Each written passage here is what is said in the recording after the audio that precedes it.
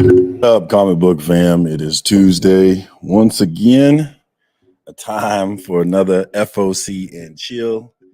I know some people like to call it FOC and chill, but if it's FOC and chill to me. We already got a couple of the spine ticks are already up in the house representing. We got Phil, my guy Phil, up in here, man. Good to see you, dude. Thanks for coming through for another session of FOC and chill. And then we got my homie, Real Rude. What up, my dude? Good to see you, man. Thanks for coming through. I appreciate it. Let me see here. Let's put this out here in case anybody wants to jump on. Let's make sure y'all have the option to fuck or FOC and chill if you would like to. I don't know if y'all have noticed, but there's a little bit of drama on my Instagram page recently. I've been debating the value of the whole thing, really. I feel like it was worth it, but then sometimes I feel like maybe it wasn't worth it. But overall, I feel like it was worth it. I just don't know how effectual it was. I don't know if I really changed anything. I guess we'll see if he comes back and starts targeting people again. Then that'll change the equation. I'll probably target him again too if he does, honestly, because the way he handled the whole thing, man, I really don't respect that guy for a lot of reasons. I didn't respect him before this whole thing, and I have even less respect for that dude after the whole this guy. I don't like this dude because he's known for hating on people, right? Like I remember the whole nerdy girl stuff, and I remember feeling like the whole thing was a little too targeted, a little too much. I remember not being a fan of it, but I didn't say anything because I didn't follow Nerdy Girl. I didn't know who she was, and I make it my focus to not care about things because when I care too fucking much. Um, but when he started going after Brian, calling Brian a clown, when he didn't know what he was talking about, that was just like, it's go time. It's time to go.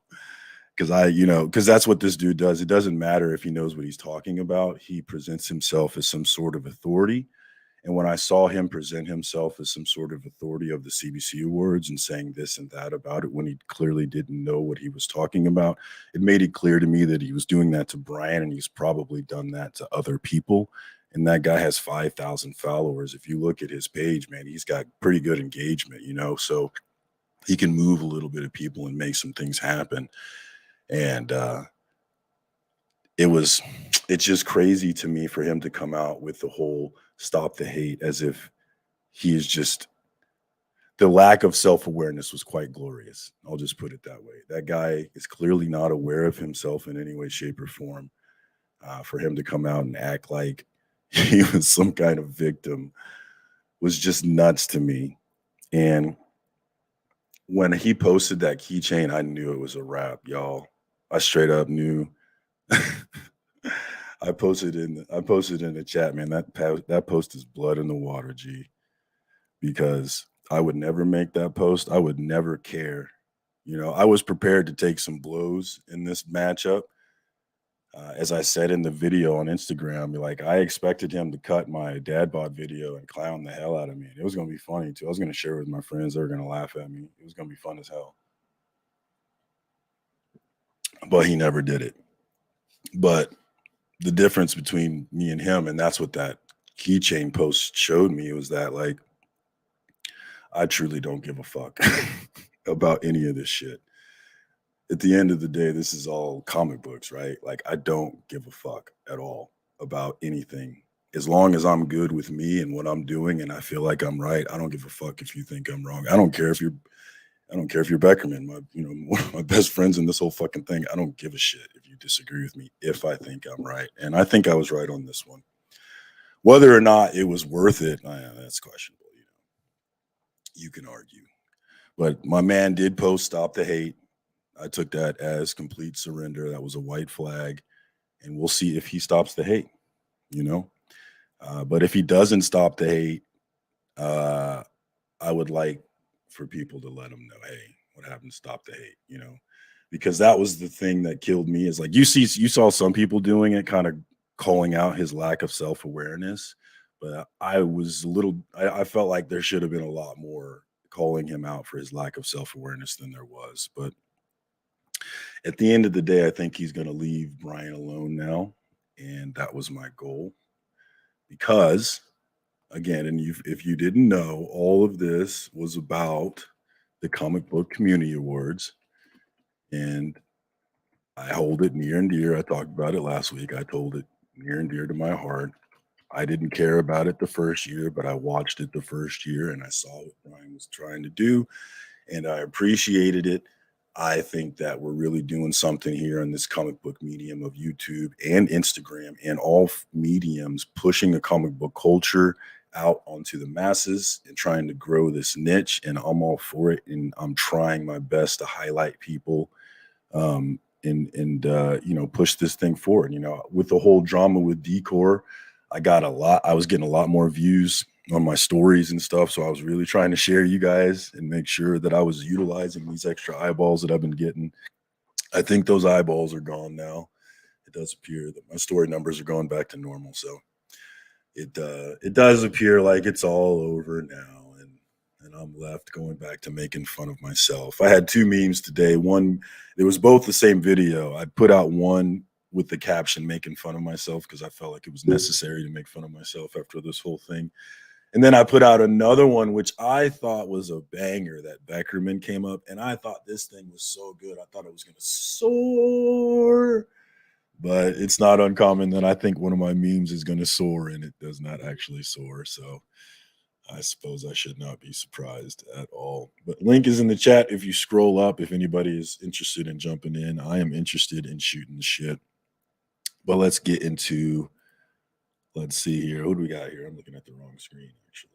All right, let's go. Let's get back to the chat here. We got, like I said, we got Phil, we got Rude. Those are my guys, Spine Ticks and Hizzy. We got TM Nerdy. What up, my guy? That's my dude, hardest working man in comic book YouTube right there. Look at this guy, right? Like Durs, man. There's some new guys, and I'm gonna tell you, Durs, I'm salty. I'm salty with you. I'm salty with Scotty Vaughn. Some of y'all new guys that started after me that blew right past me. A little salty. Slow down. No, I'm kidding. Keep going, man. You guys are kicking ass, and I really love to see it. Although it does make me think, man, what the hell? I suck, dude. What am I doing? I should just quit. Not really. I'm kidding. I got way more ego than that. Don't worry. What's up, man? I'm always down for some Twizzlers. My wife loves them too, my dude. So what's up? Hell yeah. But congrats to Durs. If you're not following Durs, check my man out. He got his spine ticks cherry popped recently. And he's been doing big things on his channel. I was hanging out in your live. What night was that? Sunday, maybe? But I was hanging out in your live, Durs, and having a good time. And I love you and Scotty, man. You guys got your thing going, and it feels right. It feels good. Excited to see where it evolves to, man. Yeah, and I've said this to Becker, man. I was like, part of me, like, I'm a Gemini, so there's two parts of me. And there's a part of me that is really glad that he posted that Stop the Hate, and then I could just, it could be over and I can stop dedicating my time to hating. And because seriously, I spend a lot of time looking at memes and trying to figure out ways in which I can make them memes about comic books. And I was just in this phase where every freaking video I saw was making fun of Decor. Like every video, I was seeing a way I could use it to make fun of him. So it took me a while to shut that off. Like after it was over, I was still seeing way. I was like, oh man, that would destroy him if I could use that. But so part of me was glad that it's over because I don't like that version of myself, like that egotistical, thinks he's tough kind of douchebag kind of shit. Especially when you consider we're talking about comic books here, man. It's like it's dumb. It's dumb. But so part of me was happy that it was over, but I'm not gonna lie. There was a part of me that was sad that I did not get a chance to go after that keychain because I was gonna go in hard. I told Beckerman I was probably gonna lose some fans. Some people who were on my side were probably gonna stop being on my side because I was gonna go in on that keychain. What up, brother John? My beautifully freckled friend, man. Good to see you, my dude, man. Always good. Can't wait to see you at Heroes Con. I am planned to be there. I believe I'll be there. Hopefully that does not fall through. Oh my goodness gracious, guys! My comic book dad is in the house. What up, Dad? It's good to see you, man. Definitely check him out on the YouTubes. I will be live with him tomorrow at 8 p.m. Central Standard Time.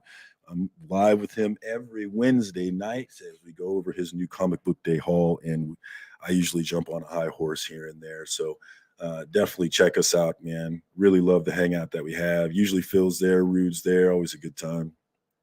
Hey, what up, John Stout? Good to see you, my man. And look at this guy. We got C Bizzle. I told him, man, I've been seeing C Bizzle everywhere, man. He's in the mix these days, man. Love to see it. Love to see the growth of this community.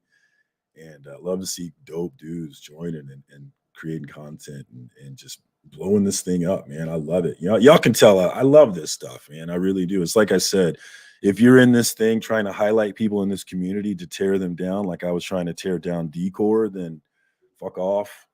But if you're out here trying to highlight what you want to see in this game, then hell yeah, that's what it's about. Don't hate what you don't want to see. Push up and promote what you want to see. And that's what I'm trying to do in this game, man. And speak of the devil, Shopverse is something that I want to see. It's absolutely something that I want to see. And I've been trying to push that up as a result of that because I want to see it. I love it. It's a bring together the community kind of thing. As I said last week, he's highlighting members of this community and having fun with them. And that's what this thing should be all about because at the end of the day, we're grown ass men collecting comic books and we should always have a certain humility attached to that. I think sometimes we forget, like I had to forget my humility to go after Decor, but it's back now and I'm a grown-ass man collecting comic books and I'm so firmly aware of that once again. I was always aware of it, but I had to let it go. Deuce, man, what's up, man? That's my guy right there. Definitely check him out on YouTube as well. My man's got some great videos, some great imitate or was it impersonations. Way more skilled, talented than I am. Phil, man, I've been waiting for the reboot that you have been teasing for 84 years now, I think. But I'm ready to ride. You let me know. I don't know why we got to change the name though. I like the designated decoys. That's a great name. I know we lost our decoy status, but it's still a great name. Brother John, my dude, man, I love that guy. No, it's over. I'm not stirring anymore, guys. It's over. He said, "Stop the hate," and he deleted my comment, but I really liked the comment that I put it on his post where he said, "Stop the hate." I posted on there, truce accepted. Let's talk about what we love now, and let's leave the recreation outrage farming to MSNBC and Fox News.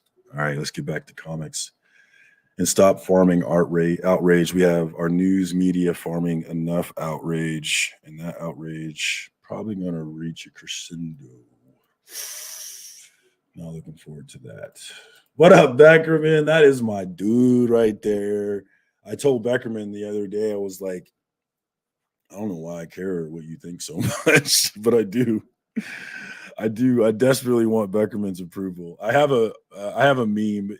I can't use the meme because not enough people know who Beckerman is. That was the problem with my Decor memes. It's not enough people knew who the fuck Decor was. But it's a funny one where it's he's making fun of me. I was gonna use this meme to make fun of Decor, but then it switched to Beckerman making fun of me because that's my life. For sure, there's for sure, man. All right, man. I am getting behind on this chat. Let's catch up. John Stout, that's my guy. One of the great supporters of this community. Love seeing that dude. Whoa! See, this is what I mean. This is what I mean, guys. I love Beckerman with all my heart, and this is how he speaks to me. It's hurt. It hurt. Yeah, Trev, and you're right. You're absolutely right. It's dumb to waste your energy on hate, and I am dumb for doing it. But as I said, I did have a purpose. I wanted Decor to feel that heat that he puts on other people and see how he could handle it. And y'all saw how he handled it. And so maybe the next time he decides to put somebody on blast and start highlighting somebody to tear them down, he can remember how it felt when somebody was doing it to him. Probably not because nothing fucking matters in this stupid ass world, but I'm just doing the best I can. That's all I can do. Just doing the best I can. All right. All right. Looks like none of y'all are jumping on with me. So let's get to the books here. Yeah, Iggy, man. I wanted to go in all that thing, man. That keychain was too easy. I was like, this is too easy. This is no, I gotta quit because this is too easy. That's some above the rim stuff right there, man. I was like, bro, you were not ready for me. I am like, and I posted it in one of the comments. I was like, he's not ready for me, man. Y'all don't understand that my best friends are far meaner to me than y'all. I mean, that's why I love Beckerman so much because he's mean to me, and it makes me feel comfortable. That is 1,000% a fact too. I don't know why. Because I know why actually. The reason why I like people who are mean to me, and it's the reason why I value Beckerman's opinion, is I know he's going to tell me what he thinks and not what I want to hear. He's not going to worry about my feelings because I don't want you to worry about my feelings. I want you to tell me what I need to hear. Fuck my feelings, man. Fuck my feelings. All right, what else we got in here? Oh man, you were editing last time. You were an editing fool, dog. Yeah, you're working. Get it going though, man. Keep that rise going. Hey, what's up, Comics by the Bay, my fellow dad bod revolutionary. Good to see you, my dude. Oh, for sure. Bizzle, you deserve it, dog. Like I said, man, this is a community that's growing every day, and I love to see it. Yeah, Beggar, man, it's like you're like, I'm like you're like an abusive boyfriend. It's like your abuse makes me feel loved. It's like he loves me so. Look how mean he is to me.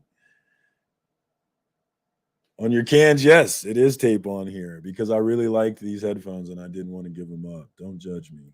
I don't give a fuck if you do though. Actually.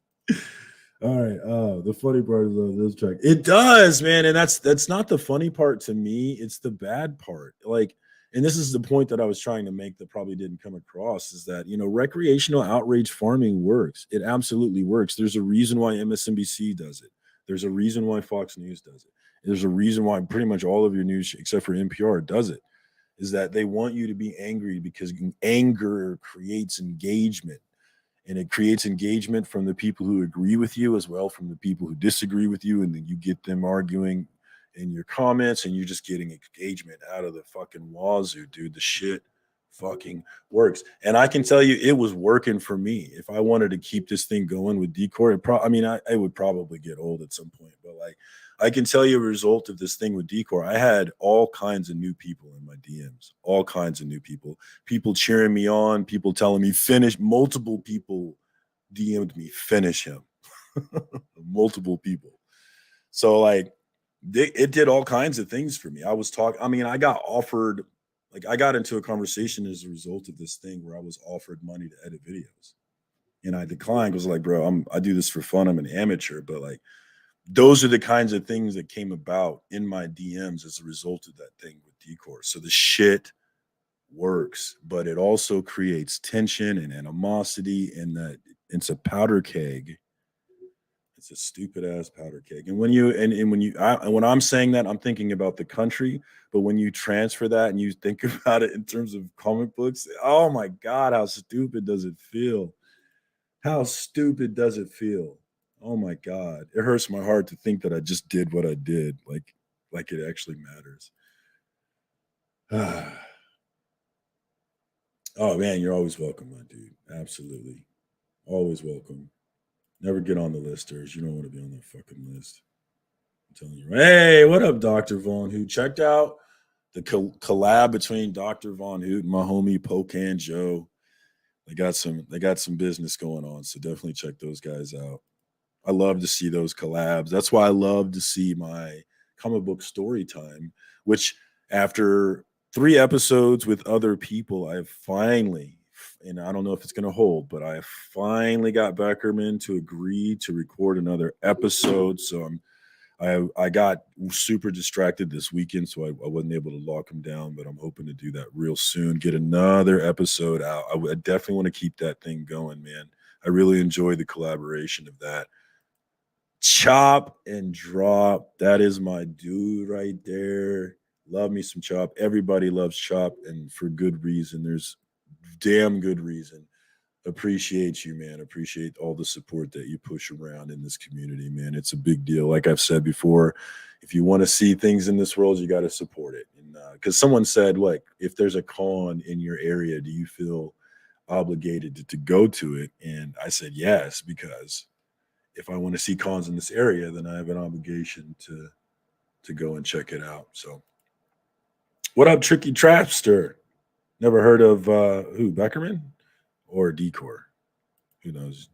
I've been rambling. You could be talking about anything. I've been rambling for a while now. All right, so I think that's the end of the chat, and it's the end of my high horse. I think I'm ready to get off this pedestal of feeling cool, and because I had comic book beef at 40 years old. So let's see what we got going on over here. Let's go full screen here like that. And let's go to comics, previews, catalog, final order cut off. Let's go. All right. So these are orders that are going to be due Monday, a week from yesterday. Get them into your LCS. Make sure that you are locked in, getting all the dope books. Ambassadors was a book that I did not jump in on, but I remember kind of thinking maybe I should have. Anybody reading Ambassadors here? The world is in a frenzy. Everyone wants superpowers, but only. Oh, yeah, I did want to get this one. Oh, yeah, I need to go find this one if the first one already came out. Let me write that down. I think I did add this one already, actually. I'm pretty sure I did, but we'll make sure. All right, 'cause yeah, that was one I wanted to read for Shizzy. All right, what else we got going on here? Blunt State Teeth. That's one. Oh, that's a trade play. Oh, Beckerman. Shit, there you are, buddy. What up, my dude? How long you been sitting there? Oh, not long. And in fact, you're in luck because you started FOC just as I got in here and started logging in. Because if you hadn't, I was going to blister you for making these people wait so long. For what? Wait so long for what? For you or for 20 minutes to talk? Look, before it says FOC and chill. Look, man, the people come for me. All right. Do they, the books. We didn't even get to the books the first week and nobody cared. Do you remember? That's true. We ripped them on that deal. And Mark was like, nobody cares about the books. I was like, well, yeah, they really don't. And I was like, that's the whole point of the show, but thanks. That's cool. But thanks for jumping on, man. Oh, we got Hoarder's Hide in the hizzy. What up, my dude? You got anything you want to say? Here, Beckerman, tell me. I would love for you to give your blistering thoughts on the Decor drama, if you have any. Oh, pass. Okay. Well, I figured you would care. I figured you would take a moment to poop on me, but okay, if you no. I mean, I get why you guys, and it was a good thing, This guy he wasn't informed. He went after Brian, not knowing what he was talking about. Half the shit he said didn't make sense because he clearly didn't know it. It's like doing a book report and all she did was read the title.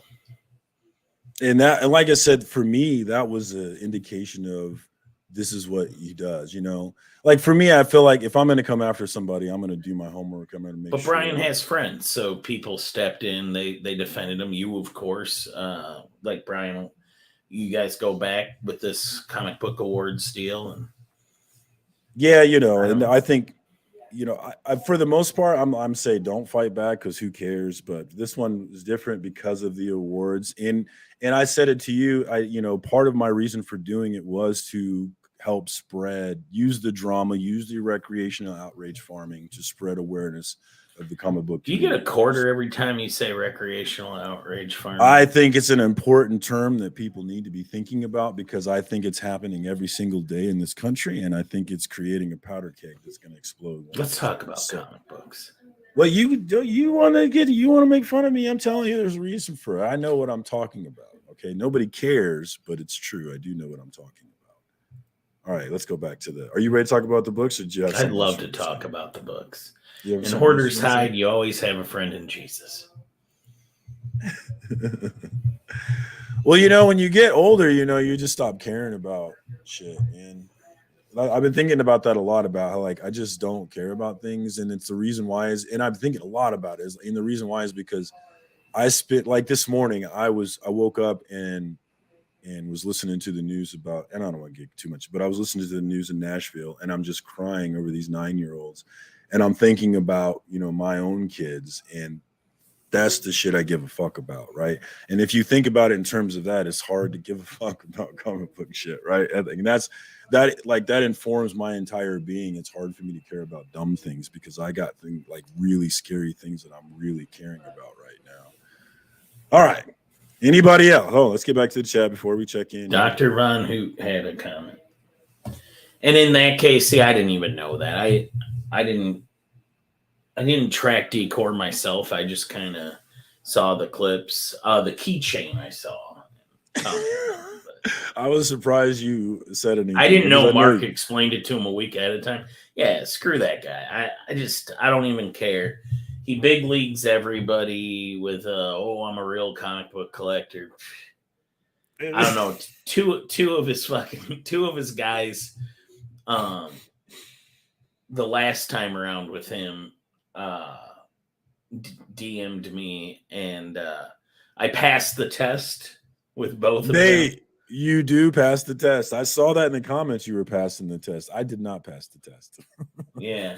Apparently, I'm a real comic book collector. Jeez, thanks, guys. Yeah, it's hard to do. I was really worried.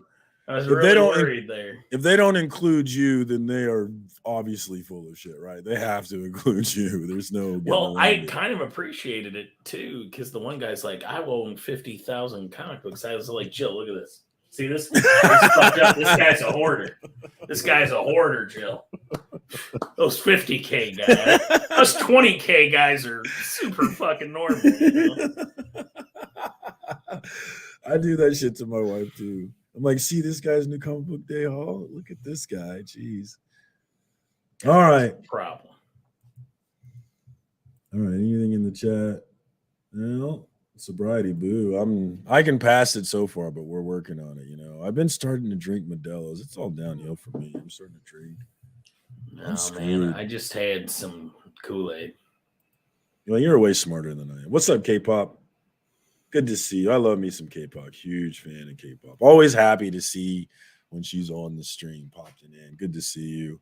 Everybody loves K-pop. Now let's talk about comics. All right, we don't want to talk about drama anymore. Let's find some outrage. Who are we mad about? What are we mad about, guys? Let's go. Okay, fine. Whatever, Becker. Fine.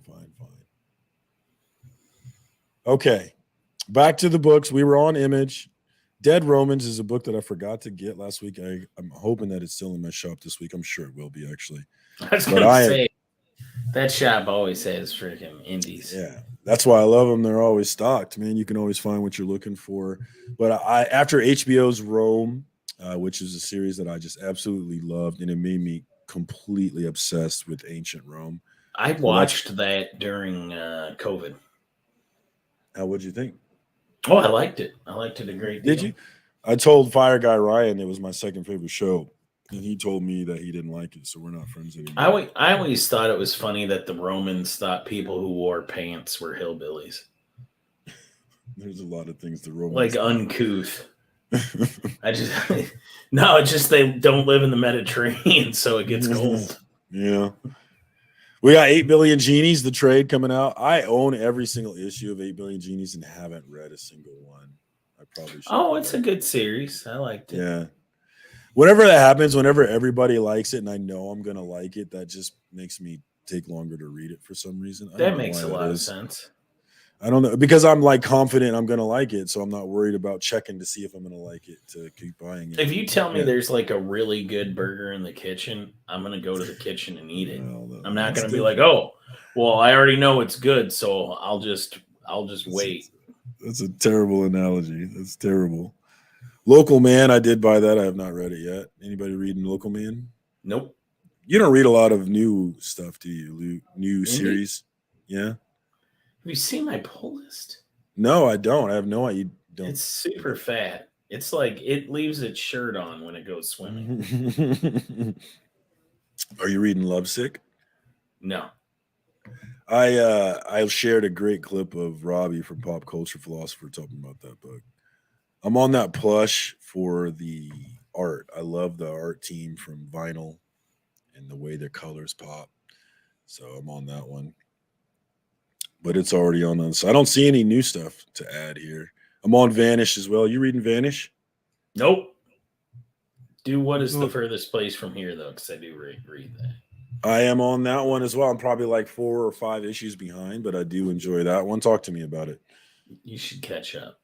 And so should I, because I'm about 6 issues behind. It's it's one thing I love about that book though, is like it's a read, right? There's a lot of pages to every issue. It's going to take you some time, but the world is crazy.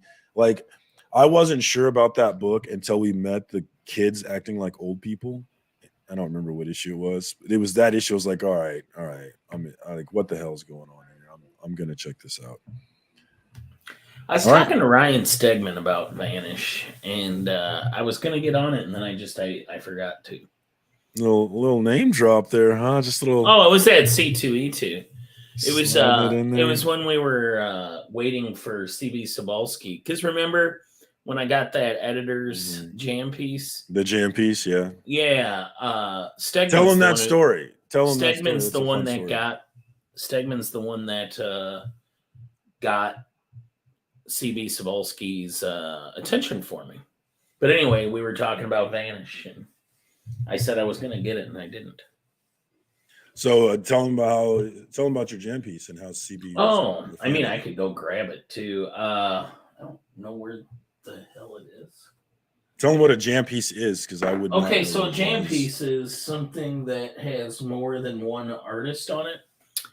And it started off as a Jim Shooter solo piece.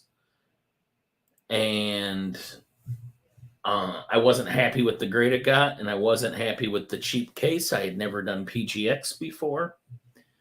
And that was my first. A friend of mine was doing an op with Shooter. And they had a grading option, but the only grading company available at that time for them was PGX. It was terrible. I mean, it literally, I opened it like a book. That's how loose it was in there. And it came back like a 9.0, and the placement of the sketch was like really weird. He like put it in the corner, and it was remark size, so it looked weird, where it looked like there was empty space around it. So I said, well, screw this. I'm gonna tear it open, and I'm gonna go on ungraded. I'll put it in a Gator Guard eventually, but I set out to get other editor and jam piece is a sign you need a bigger piece of bread. There you go. So I went out and I got Roy Thomas on it at 2 planets ago. When Roy was there. Yeah. He was there this last one. Yeah, but the two before that. My first one. It was your first one. Roy was there, and I had him do a Wolverine on there. So I've got a black suit Spider-Man, a Wolverine, and I'm like, yeah, I'm just gonna do editor-in-chief. So then I sent it away through the mail and got Casada added to it, did a Daredevil on it. And then I went out and at C2E2 this past summer, I was there. And Sobalski was moderating a panel with Ryan Stegman. And I said, you know what, I'm just going to go to it and talk to him afterwards. And while I was waiting, Stegman thought I had a book for him to sign. He's like, do you need me to sign that? I was like, no, it's actually for him.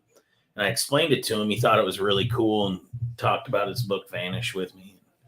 That's dope. We waited for a minute. And yeah. And then that's not the end of the story. CB Sobalski through Captain America Well, I was just putting it out there, man. You want to sign this? Like, I know he doesn't do. all the other three guys all drew. Mhm. To my knowledge, CB Sobalski never an artist. Anyway, he's like, "Well, do you want me to try a drawing on it?" And I said, "Well, yeah, You're go for damn right I it. do. Go for it, man. I don't care how it turns out." And he put in a shield with little cap half head poking out behind it, and yeah. I So thought it was cool. he complimented me on the project, and he said, "Well, if anybody else is attempting to do this, they don't have me on it." So that was neat. It's nice to be It's super cool. validated that your idea was at least partly original. You didn't include the part where you made him laugh, which I can't remember what you said. Yeah, I say a lot of weird stuff. All right, that's the end of the story then.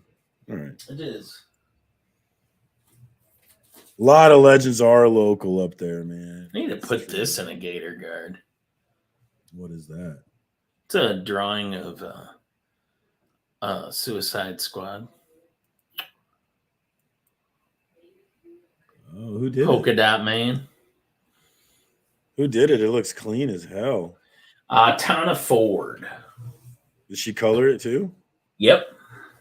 Man, that looks super Yeah, clean. she's a great artist. I think her biggest run was on Silk. But she's got some indie stuff. She won some award too.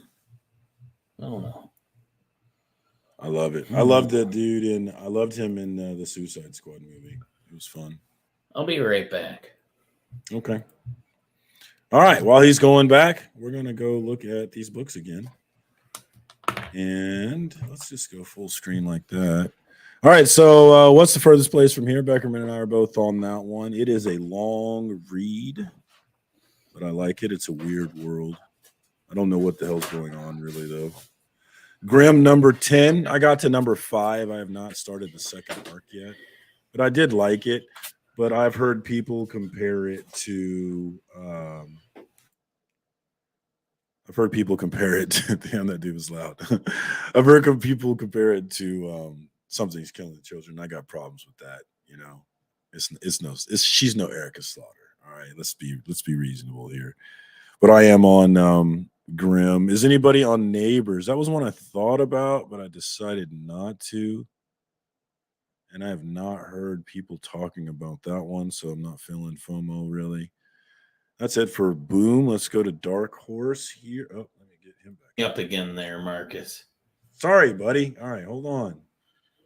You were loud. Oh, sorry. Was I rummaging around or something? Yeah. There it is. That's nice, though. I like it. I thought it was a great idea, too, to put all those people on there. Let's see. C Bizzle. Motor City. Y'all got to go up. Yeah. What happened to Motor City? Is it not happening? There we go. That's that in Planet? That was C2E2. I don't think Paul Rudd's ever done Planet. How dare he? What the hell? Okay. Back to share screen here. Yeah, let's go.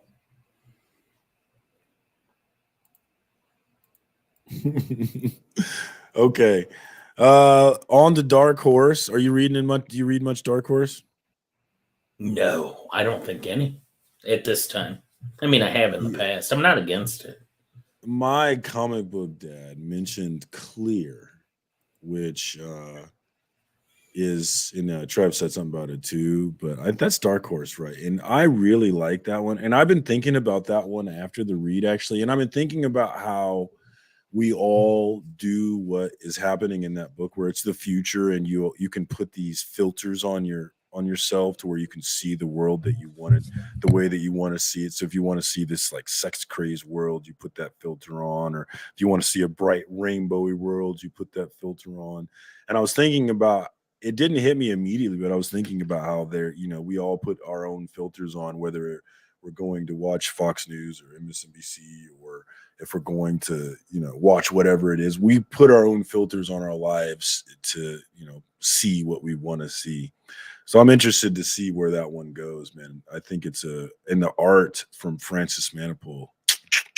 Some heat, man. I'm a fan of that one. All right, so no dark horse for Beckerman. I'm not seeing anything this particular week. Yeah, no dark horse for Beckerman. I'm looking at all the comments. Apparently, a lot of people from Michigan. Yes, they're up there in the house representing. What are you doing to your mic? Sorry, what happened to it? Oh, it just feels like you're playing football with it. Sorry, Okay. it's really sensitive today, isn't it? I'm gonna turn that down. I too miss White Castles. I got to drive to St. Louis to get a White Castles, and but White Castles in St. Louis could be scary. Oh man. All right, IDW. I'm not really much on IDW either. Although I bet eventually my kids will probably start collecting Sonic. My kids love Sonic. All right, on to DC Comics. We've got Action Comics, which I am reading, and I really like that A cover right there. Let's take a closer look at that bad boy. What's going on with you? I mean, it's not a whole lot going on, but I like it. Who's the artist? Does it say? Philip Kennedy Johnson. That's Beckerman's dude writing this one. Of course, you're reading this one, right? Beach is the cover artist, but yeah, PKJ is the writer. How long have you been out? Did you start with him or were you already on it? Oh, I started with him because I was anti-Superman.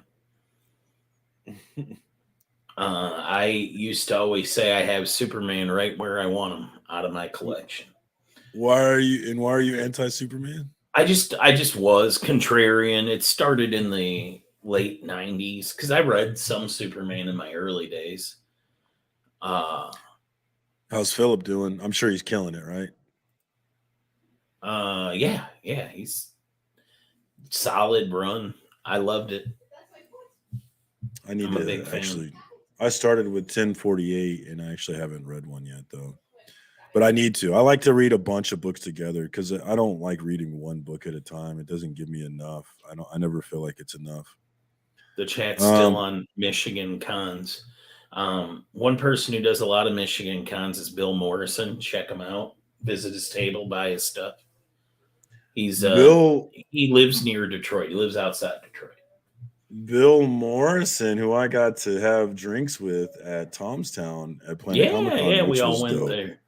Thanks for that. And he was showing off his art collection that he had just picked up, original art, which was super, super dope. And that place was fun, man. That was a fun night, man. Great spot. I know Great choice. Bill. I'm looking at K-pop's comment. Bill just did Astronomicon. He was one of the only comic artists there. Simpsons. He was known for the Simpsons run.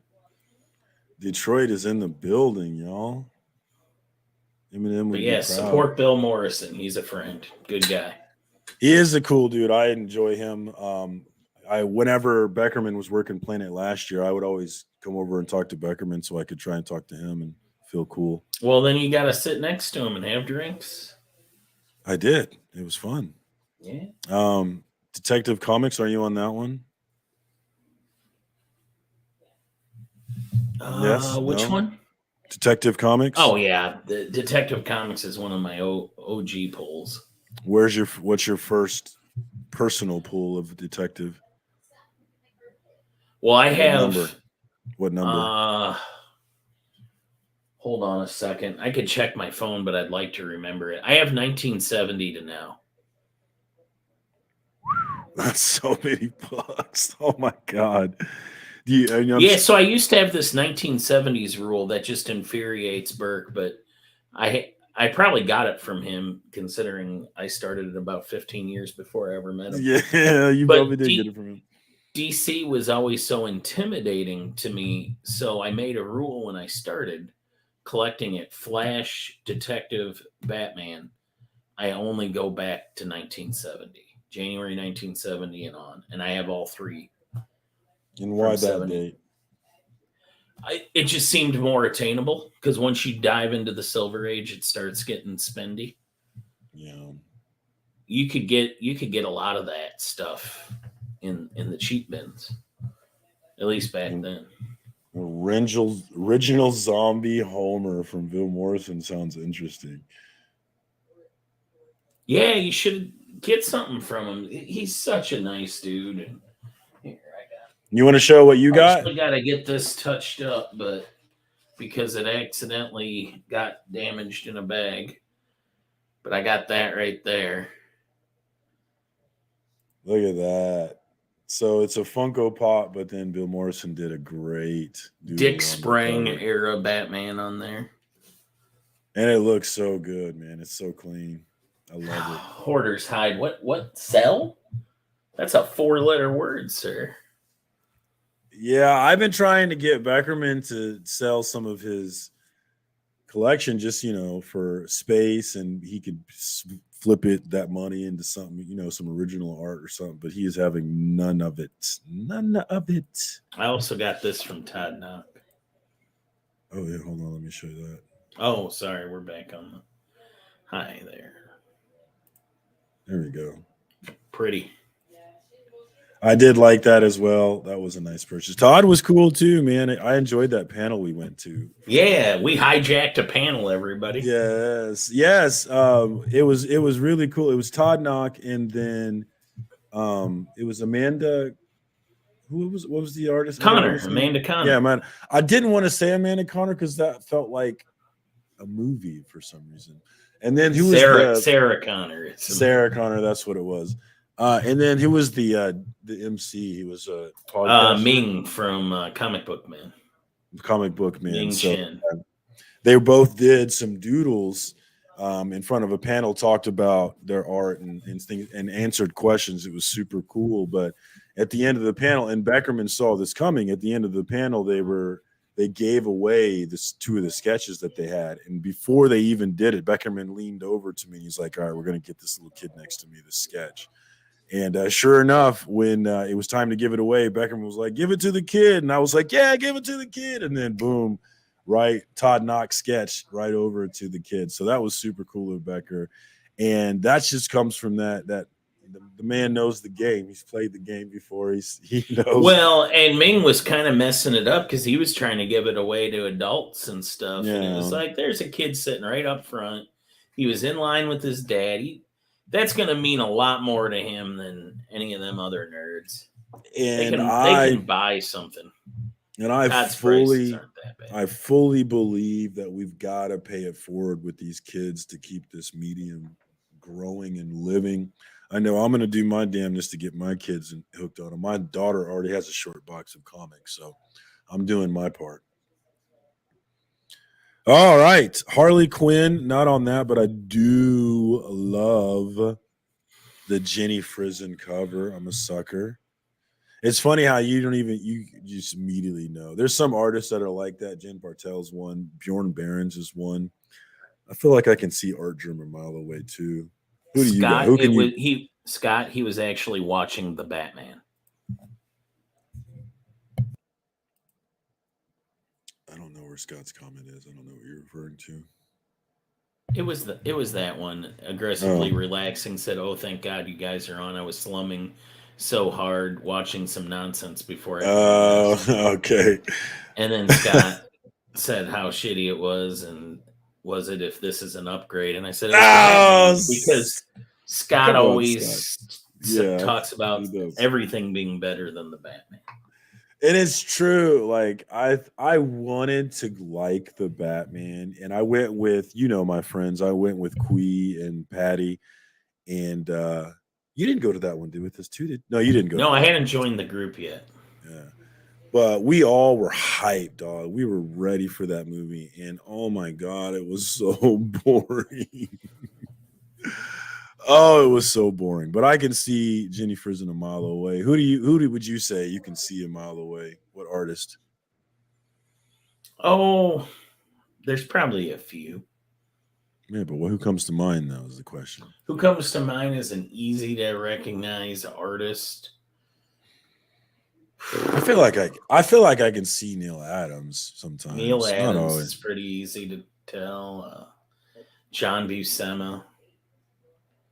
Walt Simonson, Sienkiewicz. I feel like I can maybe see Sienkiewicz. Bagley. Maybe Bagley. He's not distinctive to me though. To me, I mean, not everybody, obviously. Aaron All right, so Cuter. I'm not Scotty familiar Young, with yeah, him. that's a good one. Peach Momoko's another one. Those are easy. I don't know. There's not if it's a consistent cover artist, I probably can recognize it. Yeah, who's the number? Like Jenny is the number one. Like it's never a question. Like it's always so clearly her. I love her too. So not a lot going on with DC, man. This looks like a light week for me. Are you on that Sandman? Yes. Is that the one by Tynan? Is this by Tynan? Doesn't say. Because I did add a Sandman because it's Tynan writing it. Interesting. I heard Marvel's bringing back the Ultimates. I wish we would have left that dead. I don't even know what that is. Jim Lee, yeah, I can see Jim Lee, yeah. The Ultimate Universe. It was a post 2000 thing. I've never seen a Jenny Frison. There's been Jenny Frisons that I don't want to die for, but I've never seen one that I don't love. I always love it. Man, this is looking like a light week. I don't see a lot that I'm trying to add here. Demon Wars, Edge of Spider-Verse. I'm not on that. Groot #1. Is anybody going to be adding Groot #1? No. Why not? I don't like to add Marvel #1s. Yeah, I just don't care enough about the character. Before he was the Guardian of the Galaxy, before the Groot fall, young Groot lived a life of tranquility on his serene homeworld. But when monstrous invaders attacked his planet, Groot must accept his heroic destiny. Blah, blah, blah. Yeah, it's a pass. I don't care. I like Groot, though. Let's look at these covers, actually. That's a nice Momoko. Anybody feeling that Momoko? Frison, Bartel, Rose Besh, Sozo Tao, the Groot Fall pass. Yeah, I don't really care about that Momoko cover there. I'm not really seeing anything on Marvel that I'm caring about today. How do we feel about that cover? It's interesting. Immortal X-Men #11. How's Immortal X-Men? I know you read that. I do read Immortal How is X-Men. it? How is it? Not great, but it's not. Do you like? It's not terrible either. Do you like the writer? Was it Kieran Gillen? How do you say his name? Kieran Gillen. He wrote that Eternals series that just came out like a couple years ago. He also did Wicked and Divine, which probably happened before you joined into comics, so that it would be up your alley. Like I don't know, the Eternals was weird, but I did like it, but it was weird. Is Immortal like that? No. It's just I don't know. Modern X-Men hasn't been good. X-Men hasn't been good for many years.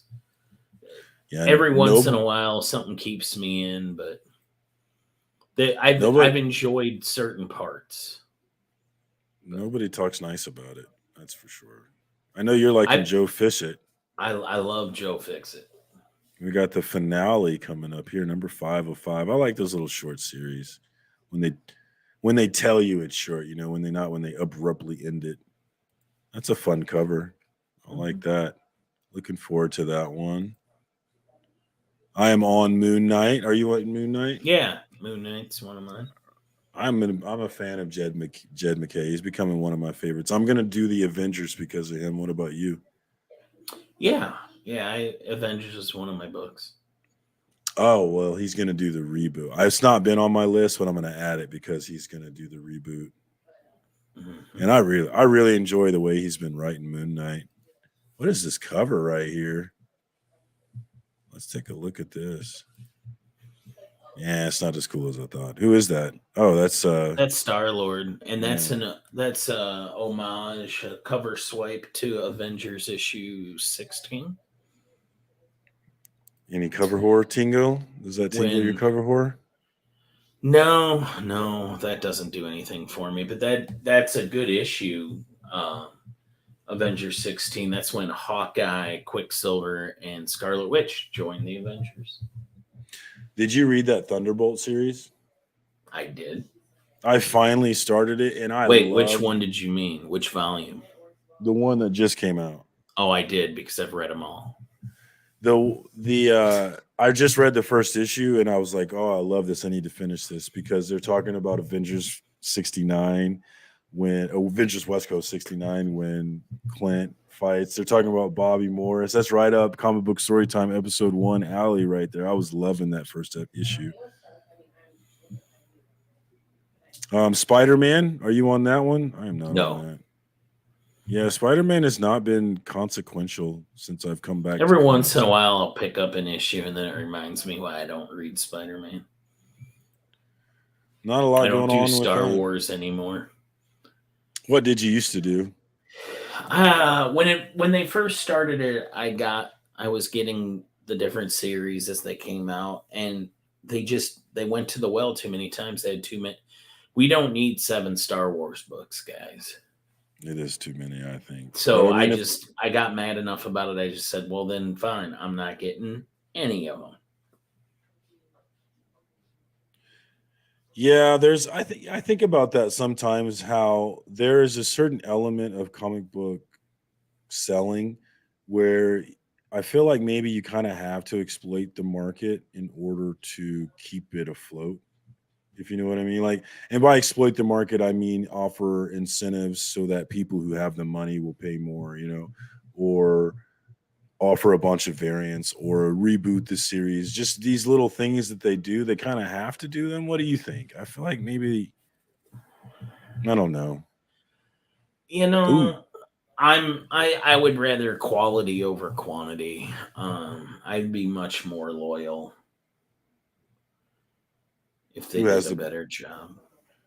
Who would you give the quality badge to right now? I don't know if anybody's doing it right now in the big 2. Well, I take that back. There's some good stories out there. That was overly critical. That I don't mean that.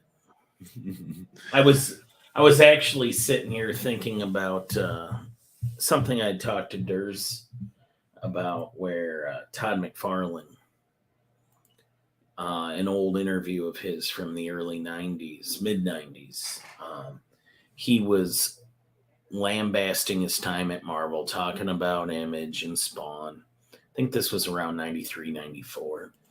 And he said how Spawn would never be one of those books that had a bunch of different, adjacent titles. Like, Gunslinger Spawn, King Spawn. That would never happen. Scorched, yeah. Yeah. He basically everything he now does, he was talking against. And he said if he ever gets, one thing he was ashamed of at his time at Marvel was how many times they reprinted and color differenced his Spider-Man issue 1.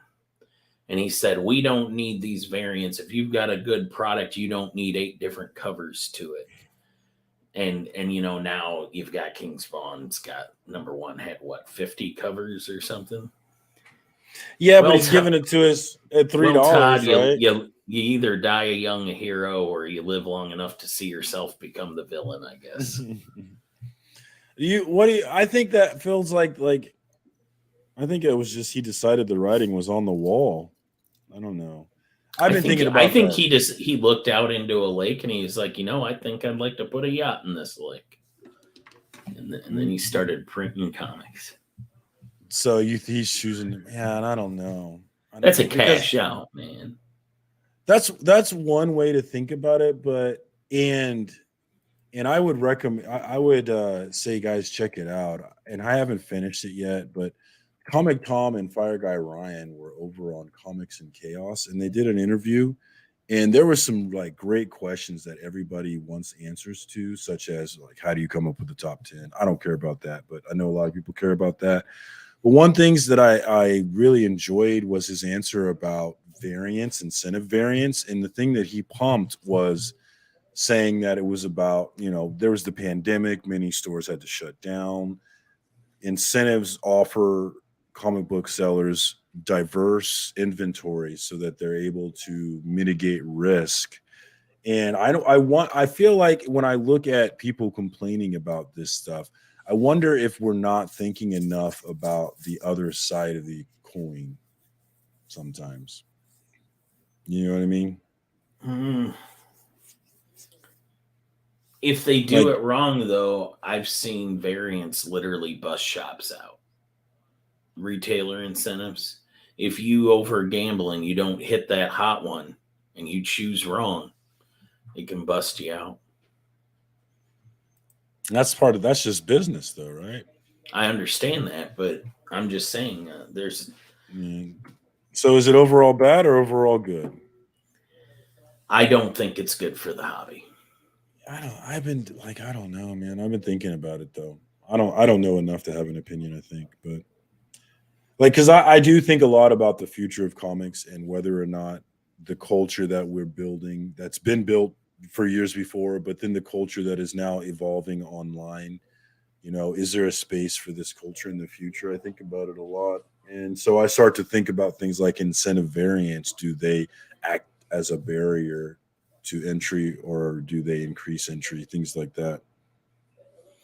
I think the biggest barrier to entry is the cost of a single issue. And Hoarder's Hide said that, and that's something Todd deserves credit for. He has long kept his prices low, Yeah. I and think his go toys ahead. too. His toys are reasonable and look And, cool.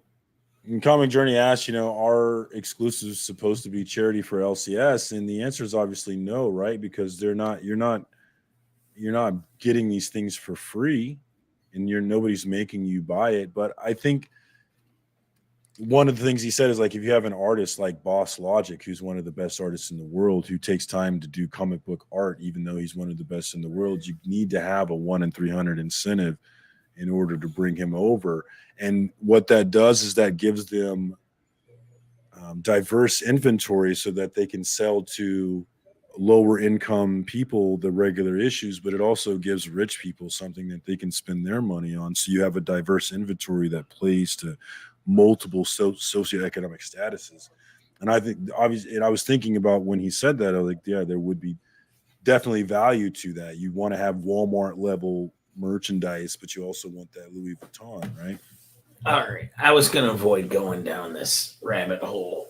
The reasons why I think the damages I think exclusives do, exclusive ratio variance, more than one cover to a comic book, is that we've now created an entirely lopsided system where the best artists only want to do covers and the interiors of comics for those of us who like to consume a comic book and read the whole thing has gone down. The quality's gone down over the last 20 years. And I absolutely blame the money artists can make from covers. It's not worth doing interiors anymore. Everybody pays their dues on them, but as soon as they get good enough to hunt covers, I mean that a guy like Stegman should deserve some credit because he definitely has the name where he could just do covers, but he's still doing interiors too. So but it'll never go right as long as it'll never Bring him go in. away. Oh, did I Well, been and I I'm understand turning that. my I'm just own? saying, you're like, what harm do they do? And I would say that is harm.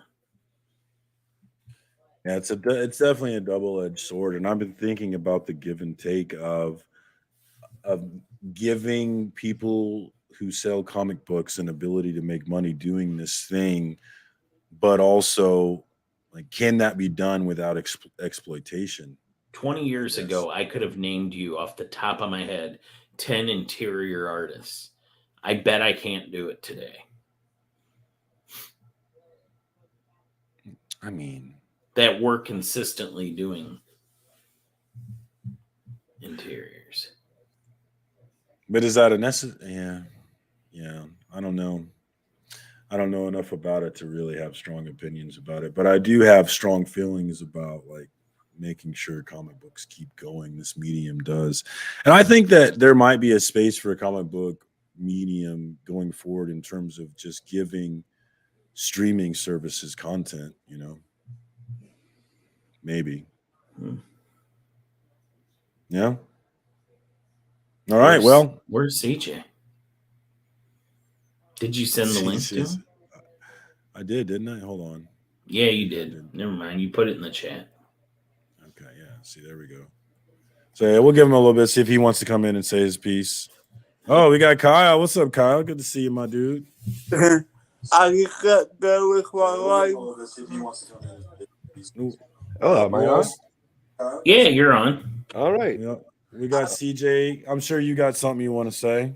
I figured I'd throw my 2 cents on this whole exclusive variant thing. You said something that kind of triggered me a little bit, to be quite honest with you. Just a little bit. Shocking. No, I'll tell you why it triggered me, because you made it almost sound like it's charity for the LCSs as far as them being able to survive because they're making the exclusives. And maybe there is a funnel for there. Who said it was a charity? I didn't say he said it was a charity. It made it sounded almost like it was a charity. When I said it gives them diverse inventory, in order for them to survive. And you were quoting Comic Tom, correct? Yes. So what I'm gathering from this is Comic Journey is just called Comic Tom a damn liar. You've heard it here first, folks. Shocking news. Well, by the way, you mentioned his interview with Chaos and Comics and Chaos, but you didn't necessarily mention his interview with me, and it was a superior interview. I'm just saying. You will also, and that's fair, Comic Journey. But you will also point out to the crowd that I did cut a clip of that for you and give it to you so that you could share it on media, because I wanted to help you push that out. So, it's not all bad. And you did a fantastic job, and I appreciate it. Thank you. It was a great interview. I had a blast in that interview. It was so fun in that chat. The reason why I mentioned the other one is because that other one flew way under the radar, at least in our circle, I felt like. And I really thought there was some really interesting questions. There was interesting questions in yours as well. Not saying it's because Journey gets ratings. Don't listen. Theo is a great guy and everything, and but he's no Journey. That's the thing, So everybody gushes to see Journey's channel. But anyway, now listen. All joking aside, the thing with the exclusive incentives that they put out for a lot of these comics, one of the biggest problems you have is, one, it disturbs the actual print run. You don't know what the true print run of any comic is, because there's a gazillion freaking comics that are out there with different covers on there.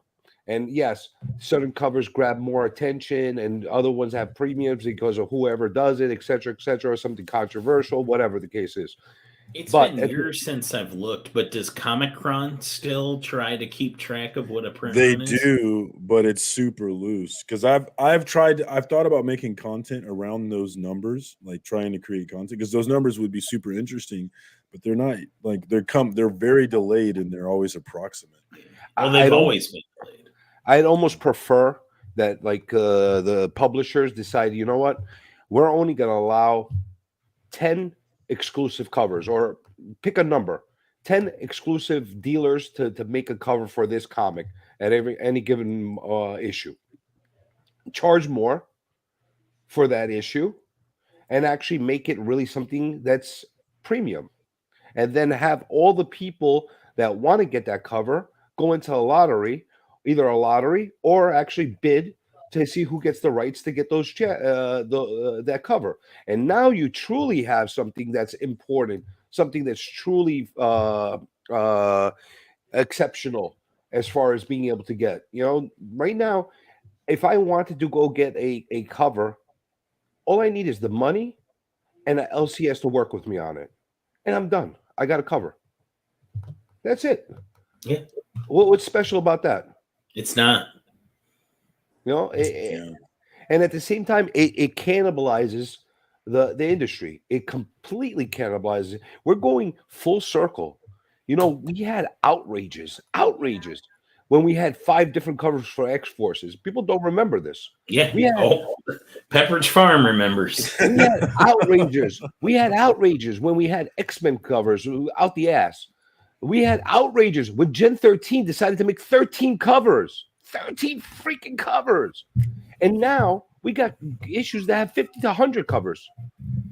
It makes no sense the way they're going about it. First of all, you're really violating the true collector that want to have. Now everybody's a collector in their own way, and when I mean true collector, maybe that the word true collector is not the best thing. A hoarding collector, which wants to have everything. Everything. And now you're putting them. There you go. Perfect example. Perfect example. He wants to have every issue of a certain run or whatever the case is. And now you're like a guy that wants to own every X-Men title that's ever existed. Yeah. Boom. Did it. Yeah. There you go. There you go. Do you have every single variant and every single not variants, but cover A's and incentive? I have every cover A. But as a hoarder collector, you feel incomplete. No, not at all, because I don't recognize anything that's not a cover A. Well, you're different because you're not a true hoarder. They don't. The true hoarder. No, I wouldn't say he's not a true hoarder. No, because I'll tell you something. I know individuals. It blows my mind. They will buy every freaking cover of certain run. Those guys have a problem. Not only that, they go and they go out and buy every incentive cover and every exclusive cover of that run, and make sure they overpay to get every single convention cover that comes out of that run. That's how nuts they are, because they want to have that complete series. And it kind of you know what? It kind of hurts the collectability of it. You know, when you're looking at a price guide, or if you're looking at those are reprints. You know, the ASM 300s are reprints, really. I don't have a problem so much with the reprints, because they're always going to be reprinting stuff. I'm talking about the new stuff. You have a lot of people that basically are going to have collections and not knowing what their collection. One of the beautiful things, remember when you would open up a Wizard and you would look at a price guide and you would see they would show a cover, and that was the cover for that first appearance or something like that. You don't know what the hell you're looking at now because of these covers. Overstreet Overstreet does that too, and Comics Journal always featured covers, and Comic Buyer's Guide. Yeah, I just pointed out one of them. I'm just making the point that you would know that image of Jean Grey rising up through the water like a phoenix is the first appearance of Phoenix. If that came out today, you wouldn't know which cover is what, because it's basically confusing. It confuses the hobby unnecessarily. You know, and it's turned me off. I used to buy a lot of comics. I don't really buy that many new comics anymore because they just turn me off. Yeah, saturation. I was a collector that would buy $50 to $100 worth of comics every single week, on the average. And there were weeks where it got really outrageous. You know, I'm not doing that anymore. Fuck them. Oh, sorry, Marcus. You can cuss, buddy. You can fucking all right, cuss. fuck them. Buddy. Did you not see my Instagram the last few days? You can fucking cuss, my friend. By the way, I asked Thorough about that whole situation. He's backing up Decor on it. So yeah. I don't give a single fuck, my dude. He still won't respond to my messages. Who won't? Unfortunately, Decor. Yeah, man. I'm not in. I don't really. I don't really respect that dude, and I'm not surprised that Keep It Thorough would support him because Keep It Thorough. He didn't support him. He supports decor. He didn't necessarily support the message. It's funny. I asked him on his live stream. So, like I mean, because he kind of farms outrage too. Is kind of what ever since Acetate Gate, there's been this whole industry of farming outrage. You know, what are we mad about today? As long as there's substance and there's factual data that's backing up your controversy, you know. And I think that we saw with Decor that's not necessarily true. Yeah, that's the issue. By the way, Brian, why did I sound sick? What do you mean? I put the link in the chat. Brian will be getting influenced by Comic Journey. What the hell are you saying? What's wrong with my voice? I have a sore voice, okay? I have a sore. It adds to the charisma. It adds to the, it adds for the people that like are into like the weird noises. It makes them feel better when they're listening to me. So you're the best, Scott. ASMR. There you go. But seriously, am I that crazy when it comes to these incentives with the exclusives? And am I gonna buy an exclusive cover just to support LCS? Listen, if LCS is going out of business and saying, listen, we need this to raise money to keep our store afloat, no problem. I'm in support. But if they're putting on one every week or every month, I'm not. So what you're saying is Scott says here is that you would like a fair and equitable distribution of comics. No. What are we, communists? What the hell? Kyle likes that one. What the hell are you talking about? Oh, just fun and games. Scott, that guy's a troll too, like the rest of us. Well, at least to make it understandable. I don't understand the statement. Well, why don't you preview tomorrow with Brian LCS? What's going on? What are you going to do to my guy? Do I need to defend him? What's going on? I don't think so. I'm going to ask him fair questions, and he's going to answer them. And it's up to him to hang himself, or All right, or walk away nicely. I'm watching. You watch yourself. Yeah, it's not me that's gonna. No, listen, I've had Brian on the channel before. It's not like my viewpoints are any different from anybody else. Excuse me, Marcus, but does the gentleman know we can't see his face? Check out that clip on my Instagram or go to the FOC and Chill, the first episode where we never even talked about the damn books. That was a good time, though. And clip. I think you should go back to that format. Fuck the books. Well, fuck you, buddy. We're going to still talk. I want to talk with you guys. Well, I'm always down to talk, but last week, it was just me, so I needed the books to have something to talk about. Well, you didn't invite me. And then today, Becker was kind of looking like he was looking a little tired, so I had to go to the books. I'm getting sleepy. Yeah. It's going to be bedtime soon. Kyle, what's up? Talk to me. Let's let Kyle say something. Oh, man. I get go with my live stream. Yeah, good. Thanks for jumping on, man. I always creep in your stream before I start mine. I know it gets hot on Tuesday night. You got who else was I watching before? Oh, Cole. I was watching Cole before I jumped on. I'm going to ask you guys something really controversial. Really controversial. So for some reason, it divided the whole community yesterday on my stream. Do you feel it's appropriate when you go shopping and buy comic books for them to offer you a bag, a paper bag, a plastic bag, something to carry your comics in? Yeah, my shop always does. Yeah. Or when you go to a convention and you buy a stack of books for them to put it in a bag for you. I bagged a bunch of comics. Right?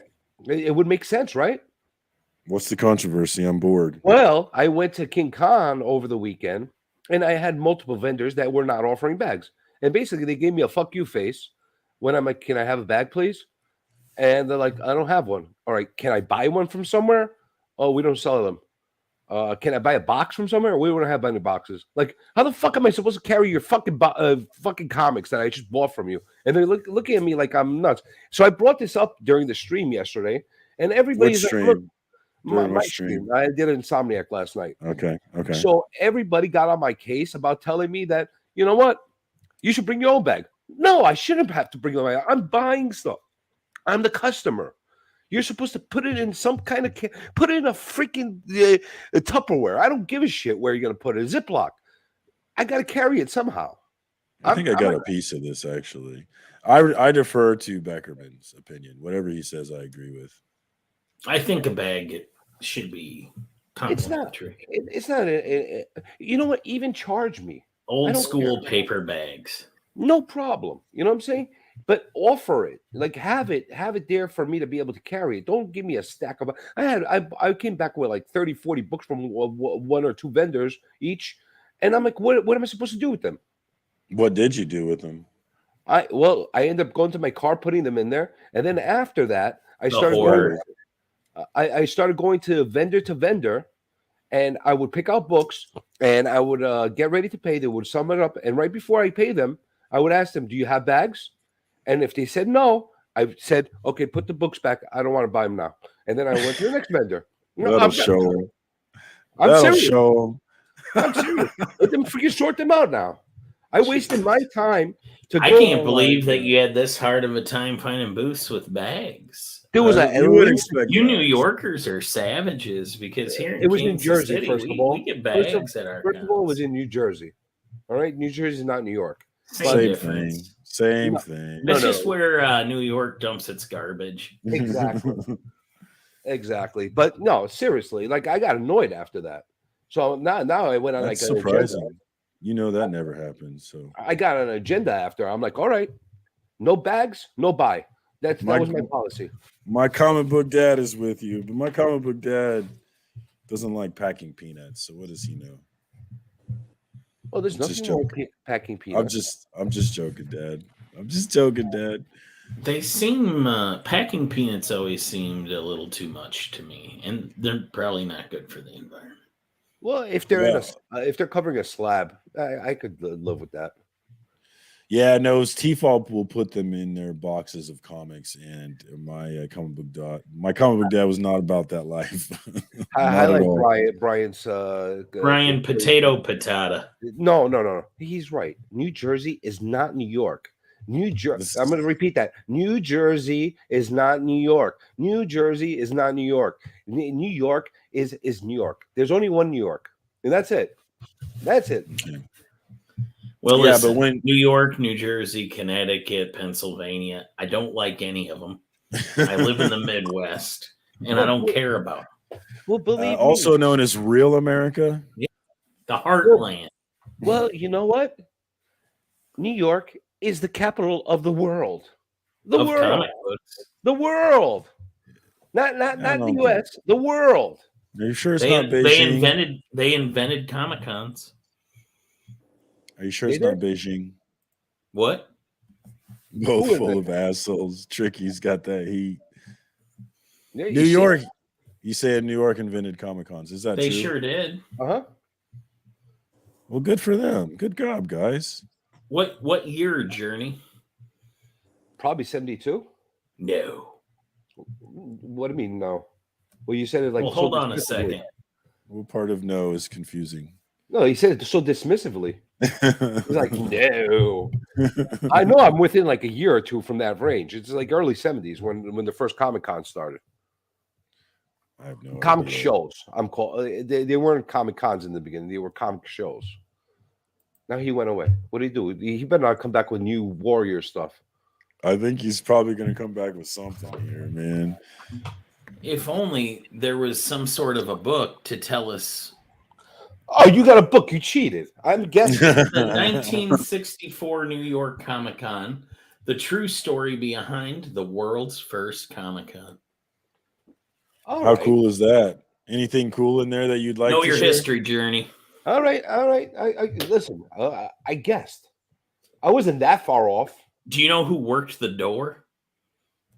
I did not know that, but you have two guys. Two guys worked the door. They let people into the Comic-Con.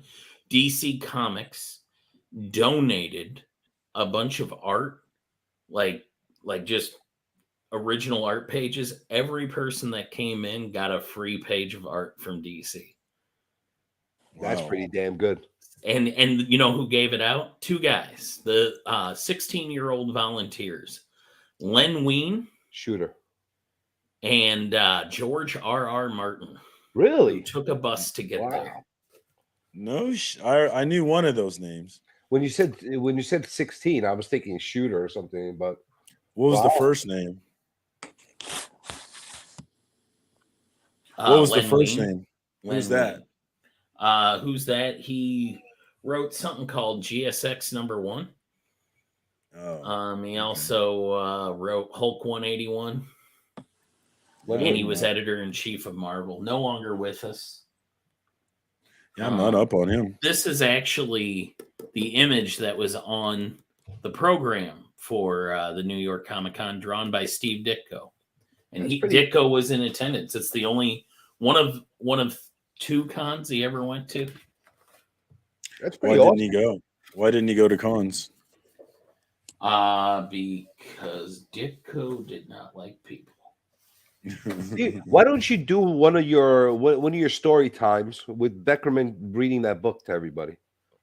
That's actually something that a lot of people are going to want to know. That would have to be something different because that's not comic book story time. I think I gave you an idea right now for a blockbuster video. That's something that people will come back time and time again and watch. Well, you know, it's not it's Beckerman is high cost talent. It's not easy to get him on camera. In the YouTube I'm world, elusive, Journey. in the YouTube world, they call that an evergreen video, where people could just keep going back and back, and it's ageless. It doesn't matter how much time passed by; the information is still useful. Yeah, that's what comic book story time was supposed to be. It's not quite working out that way, though. Well, because you haven't made a new video yet. Well, I'm talk to Beckerman about that. Actually, it's my fault. It's my fault right now. I acknowledge. I bet Mr. Rob Fatstacks would be interested to know that Mystery in Space, issue 72, was the birthplace of the New York Comic Con, because in the letters page, one of the regular submitters to the letters page said, "Hey, all of us fans who like to talk about comic books together should form a club." And that club became the founding body to the New York Comic Con. And within 3 years, they launched their own convention. See, And that I want to hear more about this. Make a video so I could hear all about this, the entire book. Beckerman, are you down? I'm down if you're down. I actually owe this book to Brian LCS. I'm gonna send it to him to read next. He's gonna send it back, and then Don't give it to him until you do the video. Do the video first, and then I've already read it. Brian can wait. Brian can wait. You can do it. I wouldn't even have to edit that one. Just let you talk. Tricky, by the way. You know what I really like about this? There's 20 pages of prices of what books sold for at the con. They actually kept the freaking catalog. Yes, sir. That's nuts. Was the tax man there? Yeah, I'm gonna bet no. Wow, that's nuts. Tricky, by the way. Yeah, I'm full of freaking gazillion dollar ideas because I'm money, man. Journey's money. Everything I say is money. That's it. You know? Have you seen this from Dr. Von Hoot? Beckerman? BBC documentary on Ditko? Yep. There's several good documentaries on Ditko. So we have an Action Comics issue 41 and 43, each sold for $2.50. I think you ever think about that? I think about it like going back in time and just raiding the comic book shelf. I think about that more often than I should. Yeah, but how much would it cost you to build that time machine? Would it equal out? I mean, in my fantasy, the time machine. Captain America, #1, poor, coverless, 1945 issue, $1. Oh my God. See, I thought about the time machine idea, but the logistics of how much it would cost to build that time machine and go back, I would have to get a lot of freaking Action Comics #1 in order to make that pay off. Beckerman, what do you say? I like it too, actually. I don't know about that. It is so hard to get these guys to create content, guys. It's so Dude, hard. why you motivate, dude?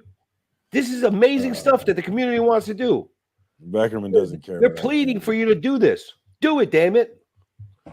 I can't bully motivate. me, Journey.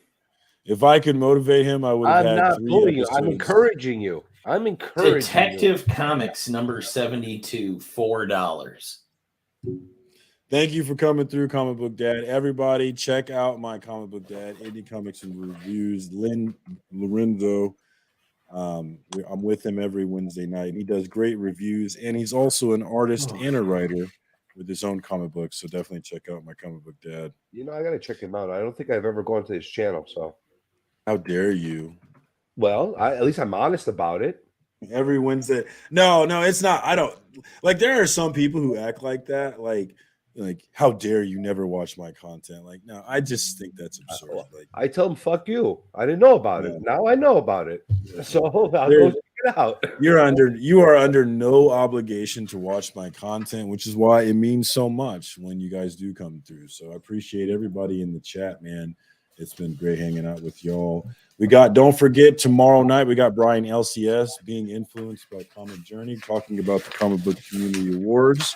Beckerman, anything going on over with Comic Viking? We're on hiatus. Okay. And Kyle, anything going on with you, buddy? Call you next week. I'm gonna go live tonight Tuesday, and I don't know if it's gonna work it or gonna yet. Okay, so definitely check him out on Tuesday night. Hopefully we don't cross over too. I mean, who cares? Everybody can do their own thing. But yeah, definitely check out Kyle on Tuesday night and maybe Wednesday and Thursday. And look for maybe a comic book story time episode number 5 from Beckerman here. Hopefully next week. We'll see. But that's all I got going on. I'm going to be real quick of the comic convention. Real quick, Submariner, 1941, issue 1, $15. Somebody got taken. That's a lot of money back then, right? $15? American? Why would you would think that would go for so much more than Captain America? Why is that? Well, the Captain America was coverless. Oh, is that what it was? Okay. I missed that part. Yeah, you can't watch everything. And at the end of the day, it's not watching YouTube is not my job, right? I'm here for fun. And so if your fun doesn't lead you to my channel, it's not on you. It's on me, right? It's my job to get you here. So everybody that came through, I really appreciate you. To the homies that jumped on, Beckerman, Kyle, Comic Journey, thank you so much for jumping on and shooting the shit with me. Thank you. I always appreciate it. And I will try and cut some clips from the Brian LCS interview tomorrow for sure and try and use it to promote these CBC awards that I love so much, the celebration of this community. And that's what I'm going to get back to on my channel. I'm going to stop highlighting someone and trying to tear them down. I'm going to start going back to highlighting this community and having fun and while making fun of myself as much as I can. So thanks everybody for coming through, man. I appreciate y'all. Until next Tuesday. Peace.